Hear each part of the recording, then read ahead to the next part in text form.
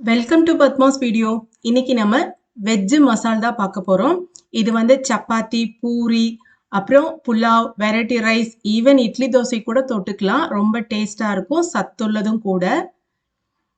Veg மசால் செய்யறதுக்கு first ஒரு pan வச்சுக்கணும். இதுல நம்ம ட்ரை ரோஸ்ட் பண்ண போறோம். ஒரு ஸ்பூன் தனியா, ஒரு ஸ்பூன் சீரகம், ஒரு ஸ்பூன் கசகசா, 3 காஞ்ச மிளகாய், எண்ணி 5 மிளகு, 2 பட்டை, 4 கிராம்பு, ஒரு 4 ஏலக்காய். இது இப்போ இதை நம்ம வறுத்துக்கலாம். வாசம் வர வரைக்கும் வறுக்கணும்.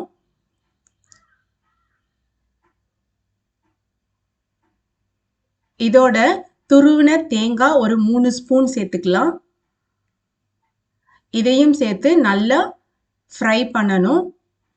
இப்போ நல்லா ரெடி ஆயிருச்சு. இதை வந்து நம்ம மிக்சி ஜாரில் அரைச்சிடலாம். ஆற வச்சுட்டு இப்போ அரைச்சாச்சு. தண்ணி ஊற்றி இந்த மாதிரி அரைச்சி வச்சுக்கலாம். அடுத்து ஒரு பேஸ்ட் ரெடி பண்ணணும். அதுக்கு இந்த சைஸில் தக்காளி எடுத்துக்கலாம். ஒரு 6 தக்காளியும் ஒரு 12 முந்திரி பருப்பு இல்லை 10 முந்திரி பருப்பு எடுத்து இது ரெண்டுத்தையும் சேர்த்து நல்லா மைய அரைச்சி வச்சுக்கணும். அடுத்து பேனில் கொஞ்சம் எண்ணெய் போட்டுக்கலாம். ஒரு பெரிய வெங்காயம், ஒரு கொடமிளகாய் மீடியம் சைஸில் எடுத்துக்கிட்டு அதை இந்த மாதிரி ஸ்கொயர் ஷேப்பில் கட் பண்ணி இதை லேசாக வதக்கிக்கலாம்.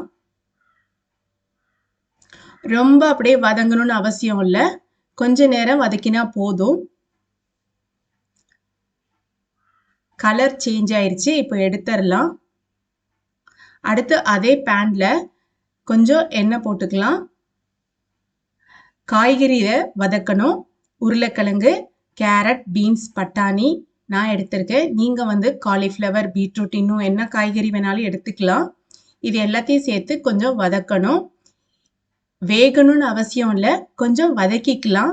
ஒரு வாசமாக இருக்கும், அதுக்காக தான் இப்படி வதக்குறோம். ஒரு டேஸ்ட் கொடுக்கும் இப்படி வதக்கும் போது. அடுத்து அதே பேனில் கொஞ்சம் வெண்ணெய் போட்டுட்டு அதில் இஞ்சியும் பச்சை மிளகாயும் இந்த மாதிரி கீறி போட்டுக்கணும். அதை லேசாக வதக்கிட்டு அதில் கரம் மசாலா கொஞ்சம் போட்டுக்கிட்டு அதையும் வதக்கிட்டு கொஞ்சம் உப்பு போட்டுக்கணும். இதில் பன்னீர் துண்டுகளை போட்டு வதக்கணும். பன்னீர் துண்டுகளை வெறுமனை ஃப்ரை பண்ணுறதை விட இந்த மாதிரி இஞ்சி பச்சை மிளகாய் கரம் மசாலா போடும்போது ஒரு நல்ல ஃப்ளேவர் இருக்கும். எடுத்துடலாம். இப்போ ஒரு கடாய் வச்சுட்டு அதில் கொஞ்சம் வெண்ணெய் போட்டுக்கலாம். எண்ணெய் கொஞ்சம் ஊற்றிக்கலாம். இப்போ ஒரு ஸ்பூன் சீரகம் போட்டு ஃப்ரை பண்ணணும். அடுத்து ஒரு பிரிஞ்சி இலை, ஒரு பெரிய வெங்காயத்தை பொடியாக அரிஞ்சு சேர்த்துக்கணும்.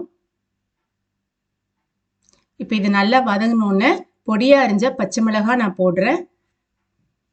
ஒரு பச்சை மிளகாய் போட்டுக்கலாம். கொஞ்சம் வதங்கிருச்சு. இப்போ ஒரு ஸ்பூன் இஞ்சி பூண்டு பேஸ்ட் போட்டுக்கலாம். இப்போ இதையும் சேர்த்து நல்லா வதக்குனதுக்கு அப்புறமா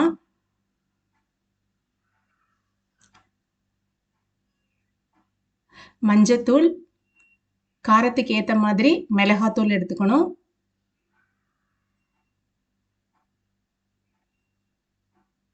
இதையும் வதக்கிட்டு இப்போ இது வதக்குனதுக்கு அப்புறமா ட்ரை ரோஸ்ட் பண்ண பேஸ்ட்டை ஆட் பண்ணிக்கணும்.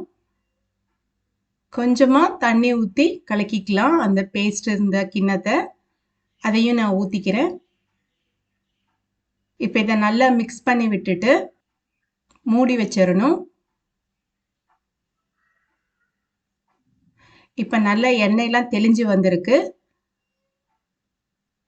இப்போ இதை நல்லா கலக்கி விட்டுட்டு இதில் தக்காளியும் முந்திரி பருப்பும் அரைச்ச பேஸ்ட்டை ஊற்றிக்கலாம். அடுத்து கொஞ்சம் உப்பு போட்டுக்கலாம். இப்போ இதை நல்லா கலந்து விட்டுறணும். மறுபடியும் இதை மூடி வச்சிடணும். அடுப்பை மட்டும் கொஞ்சம் சிம் பண்ணிடுங்க, அடி பிடிச்சிரும். இப்போ நல்லா எண்ணெயெல்லாம் தெளிஞ்சு வந்திருக்கு. இப்போ இதை நல்லா மிக்ஸ் பண்ணி விட்டுட்டு நம்ம வதக்கி வச்ச இந்த காய்கறி, வெங்காயம், கொடமிளகாவை போட்டுக்கலாம். இது வந்து நம்ம வதக்கி தான் வச்சுருக்கோம், வேகலை. இப்போ கொஞ்சம் அதை வேக விடணும்.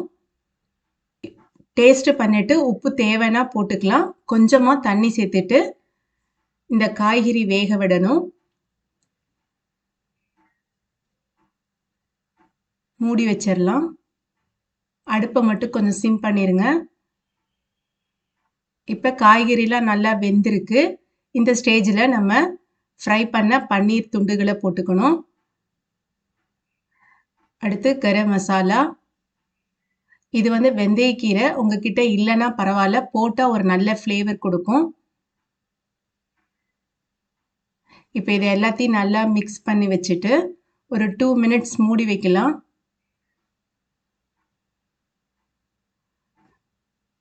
இப்போ ரெடி ஆயிடுச்சு.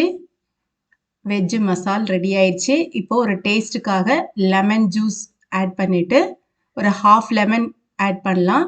அடுத்து கொரியாண்டர் லீவ்ஸ் மல்லித்தலை சேர்த்துட்டு அடுப்பை ஆஃப் பண்ணிடலாம். சூப்பராக ரெடி ஆயிடுச்சுங்க நம்மளுடைய வெஜ் மசால். இது வந்து ரொம்ப டேஸ்ட்டாக இருக்கும். Pulao, variety rice, chapati, puri, even idli தோசைக்கு கூட டேஸ்ட்டாக இருக்கும். ட்ரை பண்ணி பாருங்கள். உங்களுக்கு இந்த வீடியோ பிடிச்சிருந்துச்சுன்னா லைக் பண்ணுங்க, ஷேர் பண்ணுங்க, கமெண்ட் பண்ணுங்க. புதுசாக பார்க்குறவங்க ப்ளீஸ் சப்ஸ்கிரைப் பண்ணி என்னோட சேனலை சப்போர்ட் பண்ணுங்க. தேங்க்ஸ் ஃபார் வாட்சிங்.